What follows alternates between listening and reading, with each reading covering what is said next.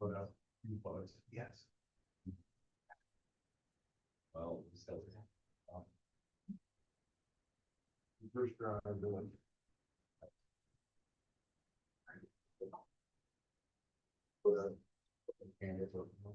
Thinking about it with my wife, she wouldn't. Done that. You missed that on that, didn't you? Yeah. She had problems with the brake pedal sticking. Oh, maybe. Yeah. I got it counted from Take it apart from here, it's fine. 1965 does not well. 10 degrees out.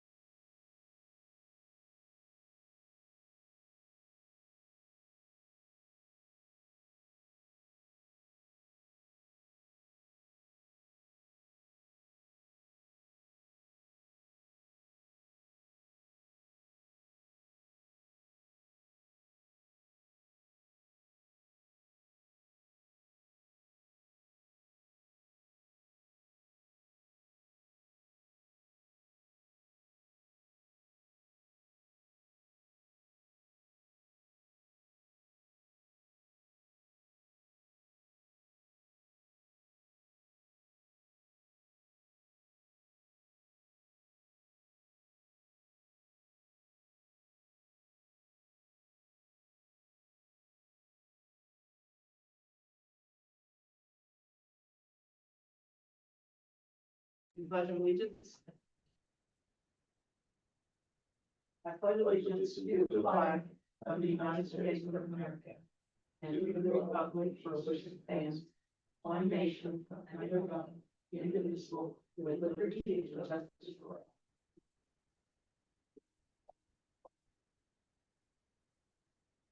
And nothing under proclamations on the consent agenda. Is there anything we need to add? Nothing I need to add. I will entertain motions. Make a motion to approve the consent agenda as presented. Second. Then moved and seconded to approve the consent agenda as presented. Any further discussion? Not, All in favor? Aye. All opposed? Motion passed 5-0. Nothing under public comments or old business, so moving on to new business. Item 1, CDBG Housing Rehabilitation Project, public hearing. Motion to move to public hearing. I'd like to make a motion to go into public hearing for the CDBG Housing Rehabilitation Project. Second. Been moved and seconded. Any further discussion? If not, Don? All in favor? Aye. All opposed? Motion passed 5-0.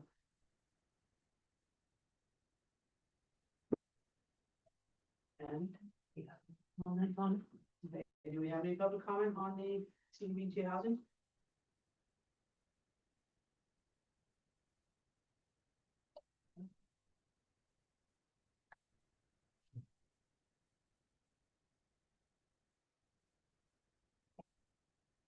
You need to say.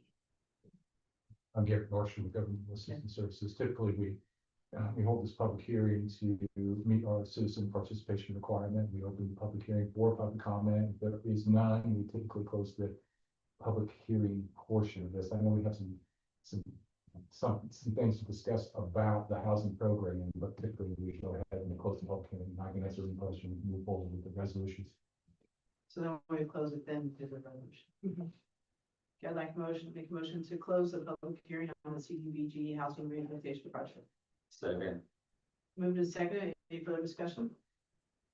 Not done. All in favor? Aye. All opposed? Motion passed 5-0. Okay, so moving on to resolution 2026-05. Is there anything else we need to add to that, or did you want to say anything else, Gary? Which I go ahead and take the podium. Sure. This is a good time to kind of discuss what we discussed. If you, It is. you want to just go ahead or you? Yeah, you can go ahead, sure. So we submitted, we have been, I guess you say, preparing for this housing application for some time. I was before you to do it, but we have been extension for our sewer grant, so we have not yet been eligible to submit that application. We held that public hearing before in anticipation that we were going to close that project, and we weren't able to do so. Now we're ready to go. And so what it is before you, typically a housing program through the Community Development Block Grant Program, we apply for $300,000. We take applications from residents in the community that need, just basic improvements in, for their homes. We spend somewhere under $25,000 per home for improvements there, to bring them up to standards. And we typically get about 8 to 10, maybe 12 homes, because 300,000, money is tight and construction costs are high. What Brad and I have been discussing is that we shift the housing program to what we call kind of a total rehabilitation, where we go inside the home, make improvements to 10, maybe 12 homes, to a citywide rooftop program. What we have found is that the pre-applications that we took, they were right around 23, 25 maybe now, I didn't count. There was actually 39 39 total, but total. the Okay, roofing was probably more than. I was way off there. I Yeah. must have counted the wrong thing. 39, I was counting. So we feel like we will be able to hit many more homes if we just focus on the roofs. One of there are some advantages to it. One is that we can get contractors to do roofs pretty quickly. We can knock it out this summer. We can pick maybe one roofing contractor. We could take a request for proposals from roofing contractors to say that, we want every job and we can do them all. The other thing is that, it gets very complex when you pick 10 homes and you have to go inside their homes and do renovations in there. You have to pick a contractor for each one, get a contract for each one. I think we all know how difficult it is to get a contractor in your home, how it is difficult to deal with that from day to day. This gives us an opportunity to potentially hit 20 to 25 homes, just do roofs. And the other thing that we found in our pre-application is almost everybody listed a roof as a necessary needed improvement. This would be unprecedented in the state of Kansas CDBG housing rehabilitation program. So far, this state has not, anyone in the state has not proposed this. I mentioned it to a representative of the Department of Commerce, and he said, that sounds pretty plausible to me. And then a day later, I told Brad, he sent me a newsletter where we have an example as the city of Toledo is doing this with their CDBG money. We got the city of Toledo reps on the phone and asked them how it's working, what they're doing, and it seems to be pretty successful. And it may be a way to really hit many more homes and sort of back away from going inside of people's homes and having to deal with those complex and really expensive rehabilitations that we may or may not be able to. There is a catch to that. So right now, every home we go into or fix, we need to have a lead-based paint risk assessment on the house. It's part of the HUD requirements. CDBG allows for $1,300 for a lead-based paint risk assessment and the clearance test. So they come in, they use their technology, they identify lead-based paint in the house. And then when we're done working in the house, they come in and clear it, just to say that we have disturbed and left more lead-based paint was when we stepped into it. We're not going to go in the house if we do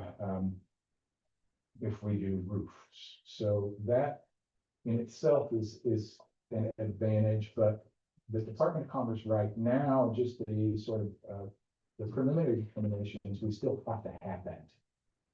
When we came in before, we had an environmental consultant that would meet our costs. Basically, the grant allows for $1,300 per home to be spent. The lowest we can get is $2,100. So I think the crux of the biscuit, what we're doing here tonight is coming to you and saying, if we were awarded this and we need to match some money could we contribute $800 per house to pay for a lead-based paint risk assessor to go in there and make sure the house was safe for lead? And that is, I guess you'd say represented in that resolution for the authority to apply. That basically states that there's 21,500. I think 21. Yeah. 21 too. I'm gonna get it up on. 21,250. So. There's a couple of other things Brad and I talked about, but we feel like this is a really great shot to set an example for the future, to utilize this money to get the project done successfully, very quickly, but also add value to people's homes. And, you know, getting a new roof through the CDBG program would be, I'd say, a pretty nice thing to happen as far as the amount. What are your thoughts? What are your questions, please? I think that sounds great. I mean, is there any way, for a lot of people who can't get insurance because of their roof? And so that would be something that I don't know if there's any way you can ask her about that or anything, but like, if you could hit on those people that, hey, if you don't have insurance because of your roof, it would be nice to get them able to have insurance, so if something happens, they don't lose their home. I guess I don't know if there's any way of doing anything like that, but that's what happens a lot, is people lose their insurance because of their. Because the roof isn't.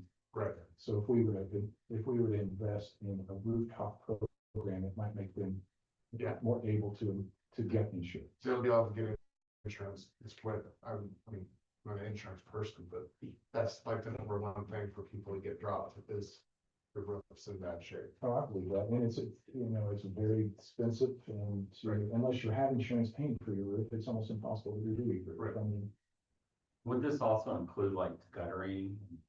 so we talked about that too. So we would think that roofs and guttering would go in tandem with each other. There's no way we're gonna do the roof without replacing gutters. And I think most roof companies include both those together, or we can make that happen. Well, yeah, if you pay extra for it, yeah, they'll include it together, but This program would pay for that. So it would be an eligible cost. that'd be good. So we've had 39 total applicants so far. And these are pre-applicants, correct, Gary? Yeah, they're pre-applicants. They've submitted their applications, a citywide thing, and so there are some. They have to meet some eligibility requirements, income for one. We would have to get into their income a little bit. And some people are hesitant about divulging that information. If they can't take part in this. Most people, when we talk to them, though, they consent to that. There's no way we can get 39. I Yeah, think. and all 39 were not just, if we go with the roof, Not all of them were, no. yeah, not all of them were. We had 39 total, but he was right around 20, right around half. We probably get twice as many though, in Yeah. say a roof program. I'm sorry. How would you choose the applicant that receives When assistance with? we publish, Say we have 25 people that have applied for roof. So so we can decide that. when we publish the notification, we published it in the paper that when you submit your pre-application, that this is a first come, first served basis. After being qualified in income, and when we took them down time stamp them all, so they sit in order, who put theirs in first and who is there. It would be, I think it's important to note that the community development block grant program in the past has, I guess you'd say, required a municipality to go in and select a targeted area in a community and say it's gonna be from this street to that street, from this one to this one, and that we're gonna fix up just that targeted area. And we, the commissioners, had to identify those targeted areas, and only those homes were eligible for rehabilitation. So from the very beginning of our plans, we were gonna be required to exclude some applicants. What we did is we took every applicant so that we could see who was interested. That way we could go in and try to identify the best targeted area. So we can make that decision here, or the commission can appoint a housing board, make that decision or make that recommendation. So we can go in income. And we do have a housing rate. Or fall back on the first come, first served. Isn't that? That's what we said. Yeah, I think, like, say number 4 is not gonna be interested, or maybe they no longer own their home. Or if there's something else like, it would disqualify them, say like, tax them, or maybe they, Okay, years on their taxes, we can't get into those, or if they didn't have insurance. They have to have insurance on their home before the Department of Commerce will put money into it, so there are requirements. Well, if they can't insure it because of the roof, how would they have insurance? I think that we would work with a local insurance agent to meet in the same place, so that when we put it in the insurance place, so that when we get into the program, they had insurance. So we'd find a way to do that. And then, as this comes out again, if people are still interested, can they still apply, or in hopes that it goes down that far on the list, or they didn't fill out a pre-application, are they out of luck? We will take applicants until we're done with the program. I don't think we exclude them until we're done with that. We want to make sure we get all of them. We want to demonstrate need, and then we want to successfully complete the program, and then go back in and do it again. Did you say that the initial pre-applications were citywide, or was it? They were citywide. They were citywide. You mentioned going with maybe a single roofing contractor. Is there a way we can make sure the roofing contractors are from our area, of our town? So the money stays in Iowa? So yes and no. I guess yes is that I believe the way we want to structure it, what we've done it in the past, is each home is an individual contract. So that keeps the contract lower than would be maybe requiring a competitive bid in our typical procurement process. And so we would put the bid out there, we call it a request for qualifications and proposals, and we would take prices from them. What we will do is part of the cost that we're budgeting is for a housing quality inspector. And we've spoken with several local organizations who could do that for us. They would go out and try to quantify the estimate on it, right? And work with some of their roofing partners to quantify it. And then we would put out a request for qualifications proposals and get a few prices. And then we kind of look and see who it is. I think our hope is that a local roofing contractor could get us a better deal than somebody who was not local. But we can't specifically, I would say, how do you put that, disqualify a low bidder from outside the city that would be responsible when somebody gets it bid.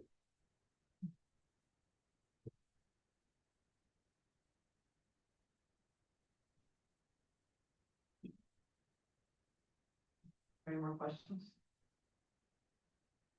not at this time. And I think you mentioned that if we agree for the city to pay what's on this resolution, we can take that out of our economic development fund and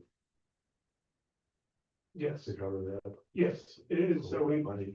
did budget that money available this year for, as an expense. And that money would be available for this, yes.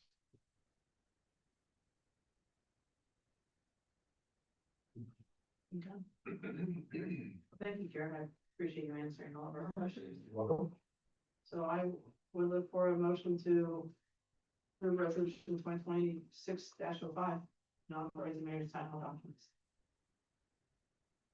I'll make a motion to adopt resolution 2026-05 to certify legal authority to apply for the grant and dedicate $21,250 for the budget. And authorize the mayor to sign all documents. And authorize the mayor to sign the certificate. Thank you. Okay, so moving to second to approve resolution 2026-05. Any further questions? Not. All in favor? Aye. All opposed? Motion passed 5-0. That's exciting. Just love seeing we're moving forward. All right, moving on to item 2, the now swell pump replacement. Yes, so And as you remember last year, we had some work done, we had two wells, or three wells that we used. When two of those wells had come back last year, and they tested the pump efficiency was down quite a bit. One of them we actually did replace last year, that was Evans well. Canals well, if you remember during budget season, since we kind of thought that, this might be coming this year, we would have had budgeted for that this year. It did come back this year just to make sure. Since it's been so recent since we had done this last time, it seemed like in my time here, at least in the past decade, that we had that pump pulled at one point. I know that we did some blasting out there at that time too. I think that's more for the formation than anything. But I just wanted to double check and make sure that that pump efficiency was still down. The output that we're getting from that pump was still fine. They did test that this year. The efficiency of that pump was still where they had tested it at before. And so this does need to be replaced. So we asked for a proposal from the company, and the total proposal that they gave us was $45,772. And this is for everything. This is for cleaning, exactly what we had done at Evans well. I'd like to say that Evans well has been in there since, 1940s, 1947, I believe. Canals wells, drilled in the early 90s. I don't think it's going to be quite that extensive, but I wanted the top end number just in case we did need that done. So 45,772 is a top number that it would be if we need everything done. And just to remind, we did budget 45,000 for this year out of the water fund. So my recommendation is that we approve the replacement of the pump and canal well from Sergeant Drilling at a price of $45,770. That pump already have a BFD on it. It does, yes. And this pump would be a submersible like the one that we put it up in Evans too. Any other questions? Is there anybody in the public who would like to comment? Okay. Not that I'm entertaining a motion. I'll make a motion to approve the replacement of the pump at the, is it yours? Yes. At Cal's? Okay. It's well from Sergeant Drilling at price of $45,772. Second. Been moved and seconded to approve the replacement of the pump and canal well at a price of $45,772. Is there any further discussion? Not, All in favor? Aye. All opposed? Moving past 5-0. Moving on to Island 3 vacuum island relocation, right? I've reached out to a few local contractors on this to relocate the island. That will be the vacuum island at the car wash and at First in Oregon, so Red Hot Car Wash will be affected by the traffic signal project. And what this will do is this will affect the vehicle's ability to get out on both sides of that island.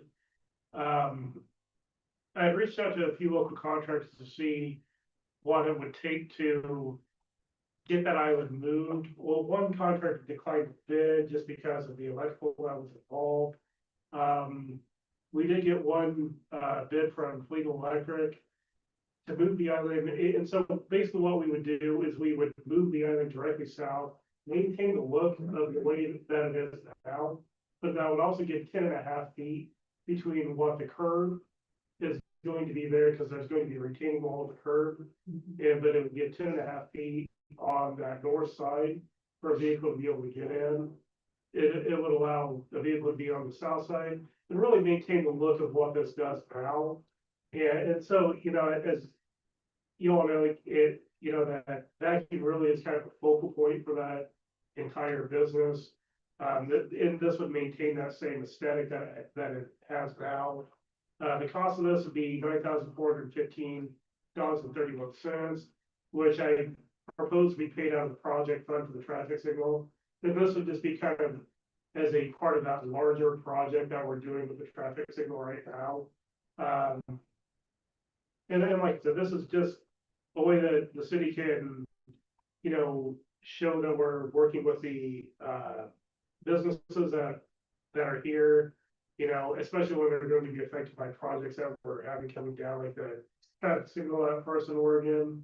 And so my recommendation is to approve the estimate from Legal Electric to move the vacuum island at Red Hot Car Wash at an estimated price of $9,415.31. Is this something they're gonna do right away? This is something, whether allowing that, I believe that they want to be, as long as weather allows it, I believe. I haven't got confirmation that they're gonna move on this today, but in the estimate, it did say that as weather allows, they will get this work done. You know how long it'll take? They said approximately a week, You understand this to be an estimate or a firm bid? an estimate. There's always something that could come up that could probably affect that price.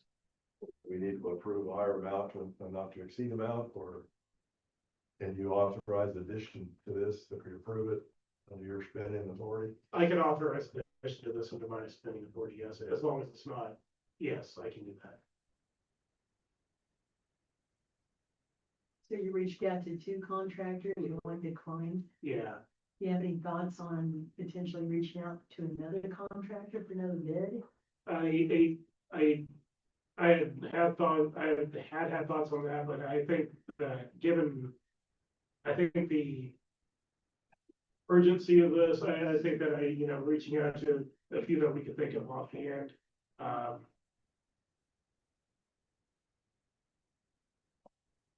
I don't know, just given the urgency, it was one of those things that I just kind of wanted to move this forward, I guess. Interesting. I kind of hope this stoplight doesn't nickel and dime us to death. You know, have to do this and have to do something else and so forth. End up being $1 million project.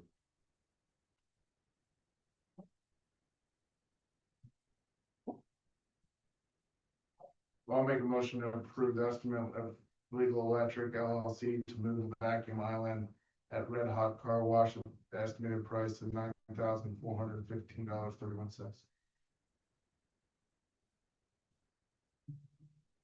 For a second? I'll second. It's been moved and seconded to approve the Legal Electric estimate, to move the vacuum. Is there, as far as further discussion, I kind of agree with what you said, Tom. I mean, I kind of gulped a little when I saw it's gonna be close to 10,000, but I guess at the point where we're gonna be spending close to $1 million anyway, we might as well keep moving forward. I don't know what the, so. I don't know where we're coming up with $1 million. We're not even close to that. so I don't want that to be in the paper because that's not what this. is. No, that's just, Our bids are like Excuse me. $600,000, so let's just relax on the prices a little bit. Yeah, and like I said, we're moving ahead. I'm not saying we're not going to, but I'm also Right. the same concern that you. I just want the public to know what the facts are, that's what I'm saying. We can't be doubling prices and stuff, it's $600,000 is what we're looking at doing. And that, it could be under that even. I hope it is. I hope it is too. Any other discussion? No, Tom? All in favor? Alright, All opposed? Motion passed 5-0. Under communication, anything to add there, Brad? Yes, actually, so, I was informed last Friday, and I'm sure that the information is public. I know that FFS is out there, that the city of Hiawatha was awarded the MIH grant. This is going to be for the housing project that we've been talking about, west of Bruning Park, for a number of years now. And so the total of that is $650,000 for the MIH grant. And we are looking at an additional $320,000 of tax credits to help move that project along. So that was welcome news, very good news that we received from the state of Kansas. And so, like I said, very happy to hear it. Absolutely, it's great news. It'll be exciting to see as that moves forward as well. So, yeah. Great project. Anything else? Nothing else said. What did you need for executive? Give me 10 minutes. Okay. I'd like to make a motion that the city commission recess into executive session in the conference room for a period of 10 minutes to discuss matters regarding an issue of potential city personnel. Justification for closing the meeting is to discuss personnel matters of non-elected personnel. The open meeting will resume at 6:14 in the commission chambers and to include the commission and the city administrator. Second. It's been moved and seconded. Any further discussion? All in favor? All opposed? Motion passed 5-0.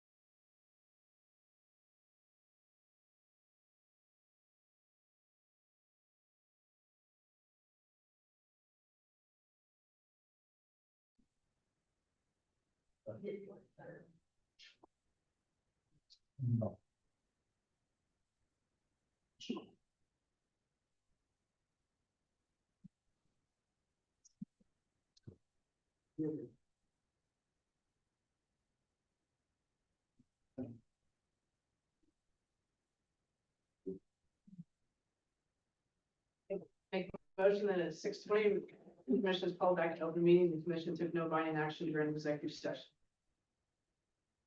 Second. Then moved and seconded. Dawn? All in favor? Aye. Aye. All opposed? Motion passes 5-0. Going into governing body comments, I don't really have anything except for the eighth grade boys are currently playing in the league championship for the tournament right now, so it's a good year for basketball for Iowa. So, Dave? I have a couple of things.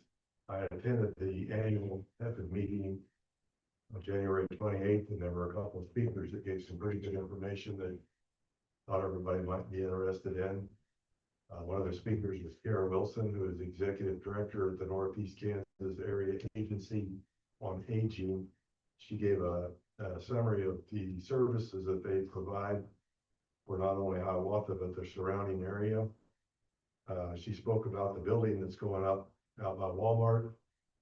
They anticipate they're trying like crazy to get that done by the maybe late summer or fall. And what perked my ears up is they're going to have a cafe that'll serve breakfast and lunch to the public. So we will now have some place to eat breakfast.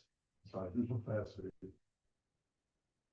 They also had another speaker, Jared Abel, who is the CEO of Amberwell.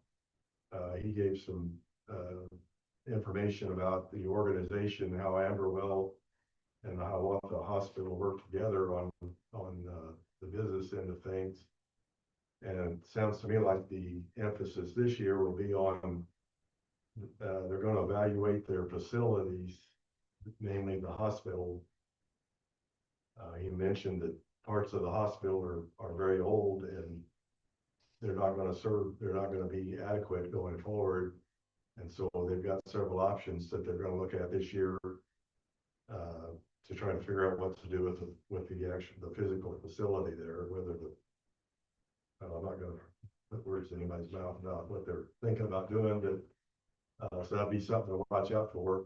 Michaela is the HEFA director, and she presented the check to the area agency, Karen Wilson, for $25,000 for a grant that they received to help furnish that cafe.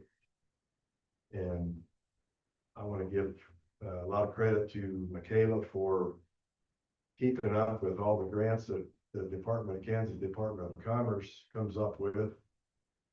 She helped them get their $25,000 for that cafe.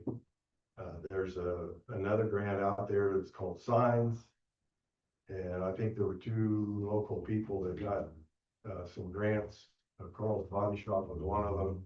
I don't remember who the other one was. The Department of Commerce has this program. If you have a business and you need a new sign or you need to fix up the front of your building, apparently that's what that was for. So Michaela spends a lot of time keeping track of that stuff. I want to give her a lot of credit for the work that she does. It's very valuable, I think, for the Hiawatha community. The county also approved the revitalization program that was up for renewal. And I went to the public hearing that the county commissioners had during that process, and it was evident to me that based on comments and what I heard, a lot of people didn't know about that program. There were some city officials from some of our smaller cities around, some smaller towns that had no idea what that program was. It's not just for Hiawatha, it's for all of Brown County. So I'm putting the word out in this forum that if anybody's going to build a new structure or remodel something that's existing that increases the appraised value 25,000 or more, That's what this program is for. It's a rebate on your property taxes. It's on a sliding scale over 10 years. And an important part of it is you gotta apply for it before you start your project. Don't wait till you get halfway through and then go to the appraiser's office and apply for this, because it won't fly. You gotta do your paperwork up front.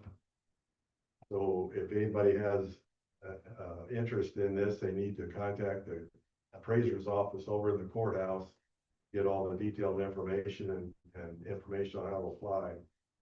But it's a great program for incentive for people to fix up their places, or if you're building something new, you get a break on your property taxes on a sliding scale. I would highly recommend that anybody that has a business or owns a building downtown to follow the HEFIT Facebook page, because Michaela's on top of all these grants. She knows people with the Department of Commerce, talks with them. And she posts information on her Facebook page, and I think the city repeats that on our Facebook page, if I understand that right, if you know about it.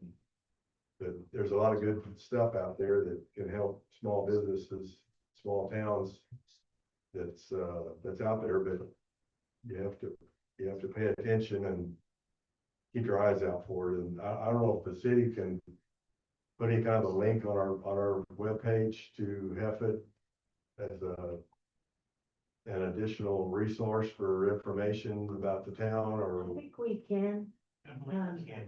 something you might think about going forward if I can ever work on that. But I'd recommend doing that if we can, help them out. I think that's all I have.